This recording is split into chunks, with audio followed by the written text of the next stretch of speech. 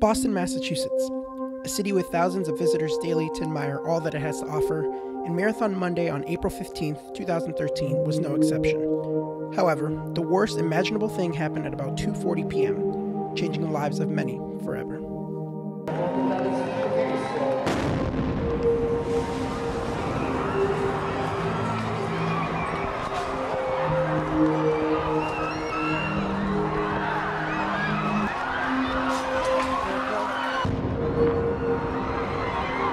As the investigation progressed, we learned that 3 individuals, Lindsay Liu, Martin Richard, and Crystal Campbell, were killed and over 270 injured. Several emergency personnel and civilian responders instantly ran to the site of the explosions, among those being Carlos Arredondo. Arredondo has been no stranger to tragedy. His first son Alex was 20 years old when he was killed serving overseas in Iraq in 2004. After being told the heartbreaking news, out of grief and disbelief, Arredondo proceeded to set himself on fire in the van which Marines arrived to tell him the news. As he worked to recover physically and emotionally, his other son Brian struggled to come to terms with the loss of his brother, suffering with depression and battling drug addiction, and 7 years later in 2011, committed suicide just days before Christmas. Despite suffering from both tragedies, Carlos used his story as a force for good by becoming a peace activist, a force that took him to the finish line on April 15th.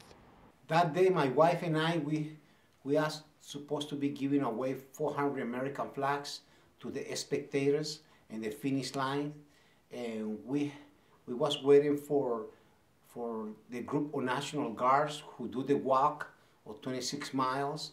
They was carrying a memorial for my son Alexander, who died in Iraq. So we want to make sure the people in the finish line was holding and waving flags as they was coming into the finish line. That's why we was there. When that first bomb went off, what was your initial reaction? So I was in the street level holding my last flag with a friend of mine when the blast went off. Immediately I jumped the first barrier, carrying with me my small camera and the last flag that I was holding, and I start running. Did you at any moment even assume that an act of terrorism was what was in fact happening in front of your very eyes? When the second bomb went off, I went like this, and immediately I was thinking about, I gotta help these people and I gotta be quick, because when the second bomb went off, I had no doubt there was IEDs. They was blowing everywhere. I didn't know how many of them there was. I just know the second bomb went off, and whatever we needed to do to help the survivors, it was needed to do quick in order to get out of there as quick as possible. And a lot of videos and the pictures that we've seen from that day, and as you mentioned, there are a lot of people that were on the ground. What drew you to help Jeff of all the people that were there? For one moment, I looked to the side, I spot Jeff, both of his leg pile and somebody else's body, not too far from there, and I see how much bleeding Jeff was doing at the moment. And immediately, I had no doubt that Jeff has to be evacuated right away, since he was bleeding a lot and he had a very serious injuries. It was shortly after that Carlos saw Jeff when a medic approached the site of the first bomb and screamed out tourniquets, given that so many victims lost limbs and very quickly were losing blood. Carlos, along with 2 other individuals, rushed Jeff to the nearest ambulance, and that was the last he saw of him that day. In the days to follow, Carlos found himself being interrogated by both the FBI and the Boston police, taking the pictures that were on his camera as well as clothes he was wearing that day. At one point, he became nervous that he might be considered a suspect. It was Jeff, however, who ended up breaking the case after he gave investigators a very clear description of one of the suspects, given that the bomb was dropped very close to him.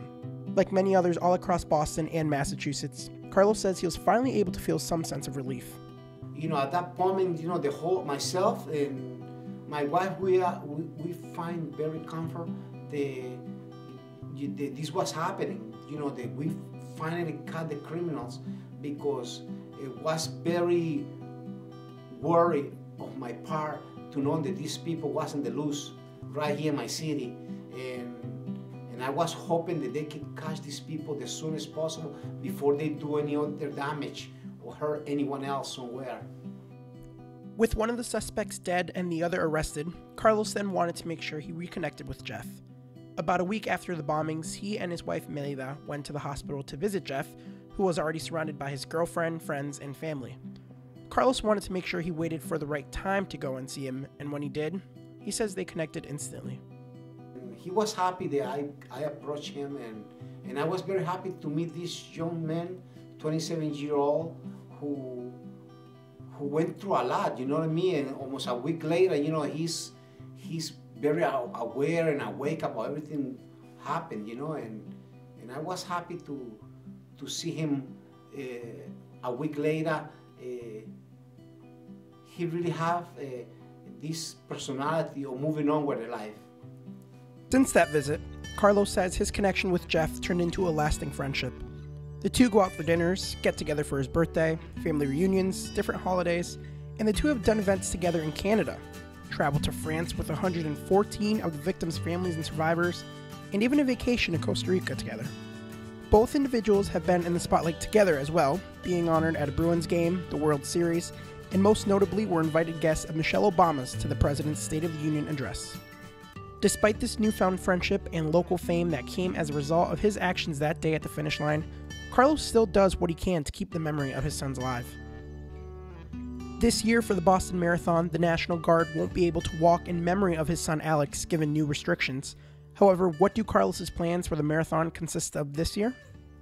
So we're planning to be in the finish line exactly where we was last year, right in that area.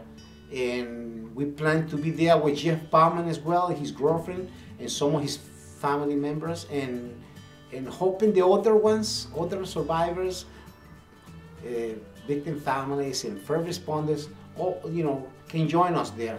So it's going to be a day to remember and honor and support them as well, and a day to remember and trying to move on with us life.